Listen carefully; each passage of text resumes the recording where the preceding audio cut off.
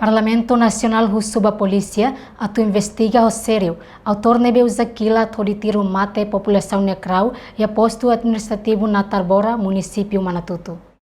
Vice-presidente do Parlamento Nacional, Marianzelina Sarmento, exige investigação clemba autor nebe tiro comunidade Nhacarau, li husi plenária semana ne. Tuir vice-presidente do Parlamento Nacional, acontecimento ne EBB Kona, mas beladung iha intervenção legal sério.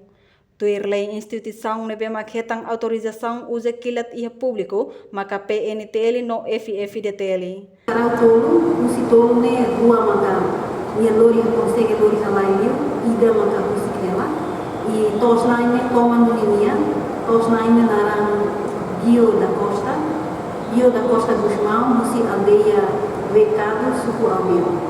Você comandante geral, você aí na média kata punya orienta a equipe ida do hal investigação para acontecimento. E grupo desconhecido né, barba careta pica ida onde halo assalto que tiro carau na ilha carau. Infelizmente nesse aconteceu também lá.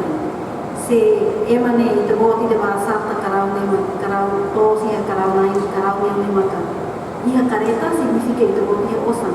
Se itu boti osan, itu boti ali que halo assalto para assalto emane tos tiro emane carau. Declaração Hanesang Mosmai Husi deputada Isabel Ximenez. Fica consegue atender quando munir se halai o Ranger azul sem placa, sem minha matrícula de careta, halai lori consegue lori carau.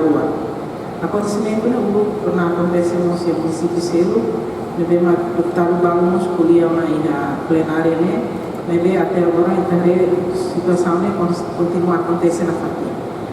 Problema maknai sinistro semak belekar kilat ne itatene so entidade baru itania força baru so belecida makia direita autoridade ya autorização belekar kilat agora se questão ne ia moço utiliza kilat para tiro animal sira animal se população sira sentir-me preocupante e katinhare konaba regra para a utilização apa e mais por outro lado o canal de mania cessar e o animal se serve mais bacana consegue tiro balo mas só consegue lori macrua e Carau tolo nebe mate tiro usa kilat husi ema desconhecido e aldeia Ferrorim, suku Maboko, posto administrativo na Tarbora, sexta-feira, Lorong Ronulores Sintolo, fulan setembro tinangne. A reportagem Melda Fátima, televisão Timor Post.